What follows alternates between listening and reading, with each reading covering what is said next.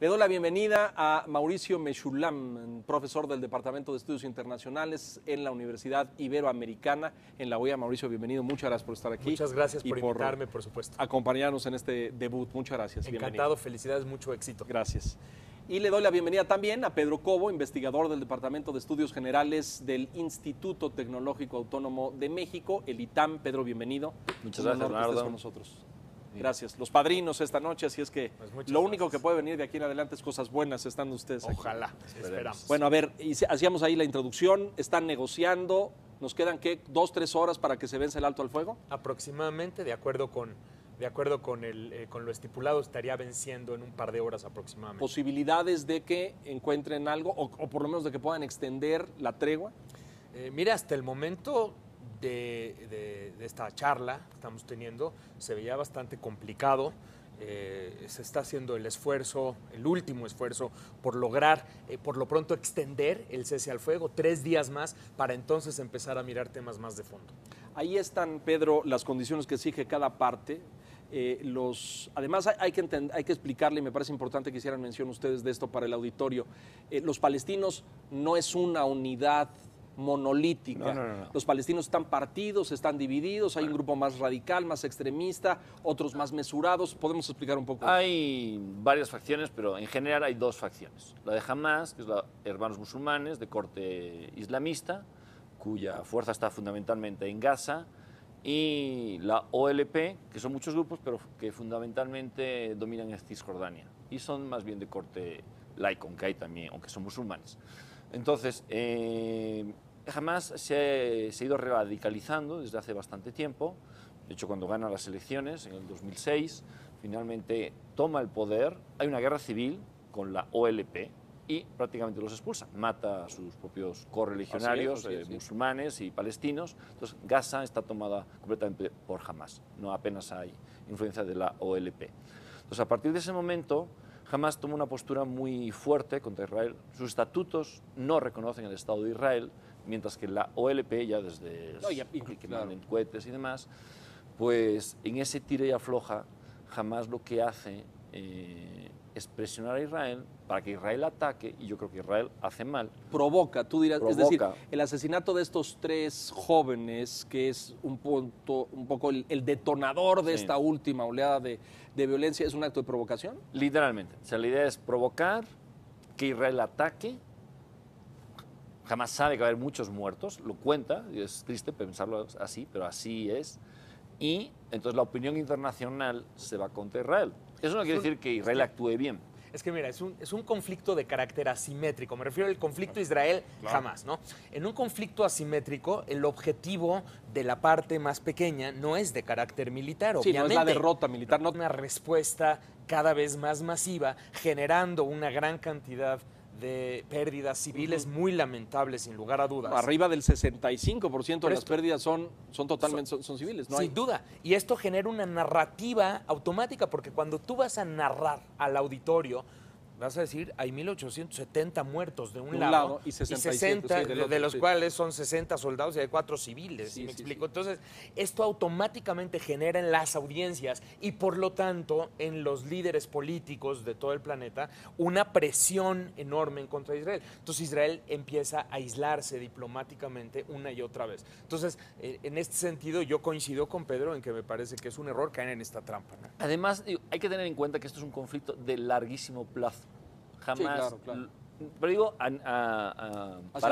para ellos. O sea, para ellos, mientras más problemas tengan, más sales en los medios internacionales y más aíslas también a la OLP, que también es su enemigo, o sea, a Cisjordania. Es importante. Entonces, ¿qué ve la opinión pública? Que jamás es el verdadero defensor de los palestinos, no la OLP.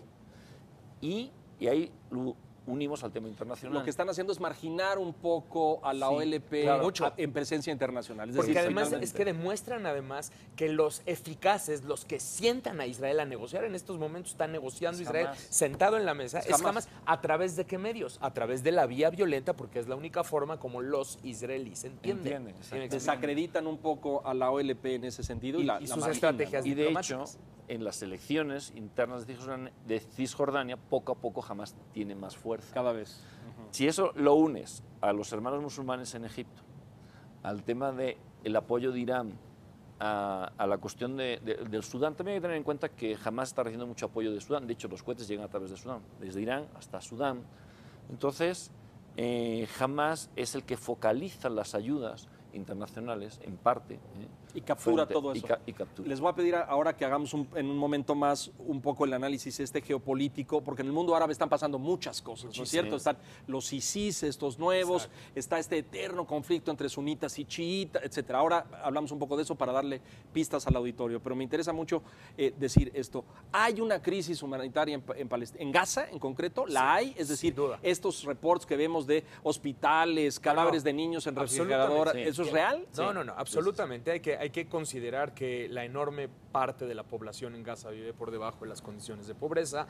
Estaba leyendo un artículo donde decía, ya no hay que medir qué porcentaje de desempleo hay, sino más bien qué porcentaje de empleo. Sí, esa es la inversa, ¿no? Porque desocupación juvenil de aproximadamente 67%. Nadie trabaja. Y esto, digo, eso es la precondición a la situación actual. Ahora, suma la cantidad de bombardeos, la cantidad de destrucción, el desplazamiento.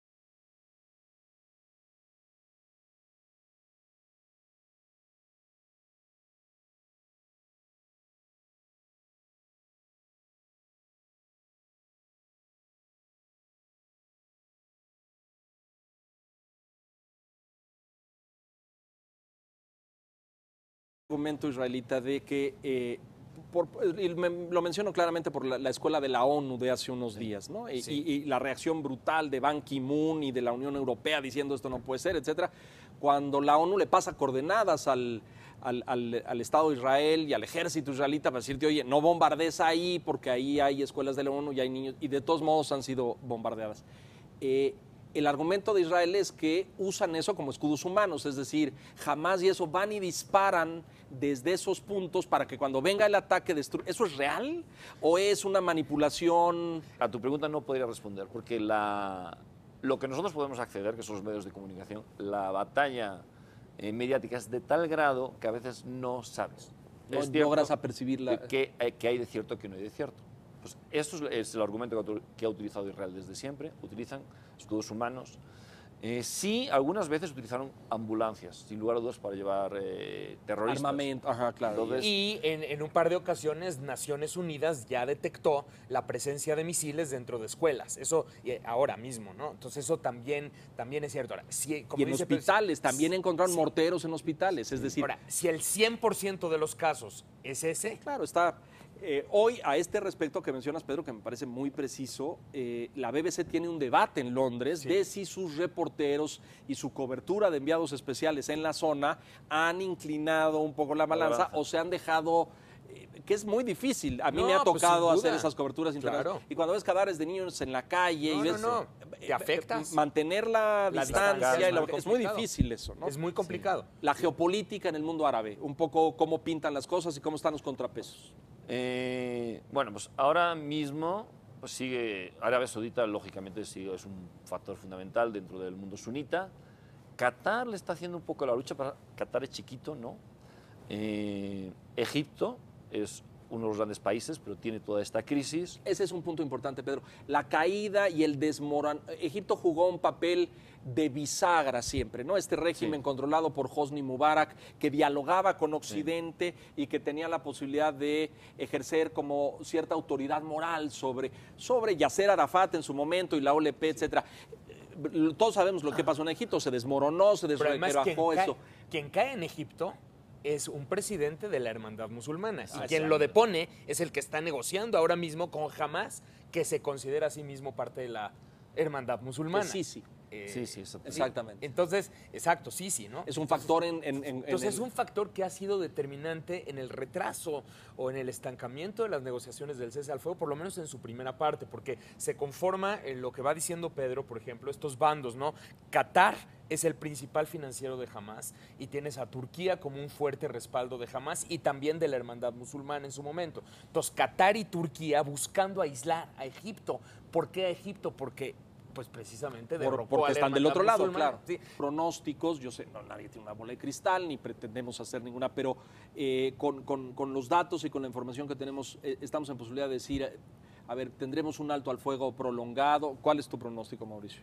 Mira, yo no sé si ahora mismo el alto al fuego se va a sostener o no. Eventualmente se va a alcanzar un alto al fuego. Yo no veo, honestamente, que jamás se vaya a desarmar. Y al no desarmarse jamás, Hamás se está catapultando en este momento y su popularidad al interior de Palestina crece. Brutal. Entonces, yo veo que Hamás va a intentar resarcir o resurtir el armamento que fue destruido y su capacidad militar, lo que va a generar en un futuro una nueva escalada. Es mi punto de Mi vista. opinión es, esto es un equilibrio. O sea, jamás puedes ir atacando hasta que la población esté al borde del colapso. Entonces también la población está debajo de él y es su población. El silencio de Washington, ¿no? Que me parece ostensible, ¿no? Se da para un programa entero. si nos Obama ha invitas. estado inusualmente pasivo en este sentido. A lo mejor Ban Ki-moon y la Unión Europea, hasta François Hollande de Francia salió con un tono mucho más enérgico a decir, paren esto, y Washington ha estado totalmente silencioso.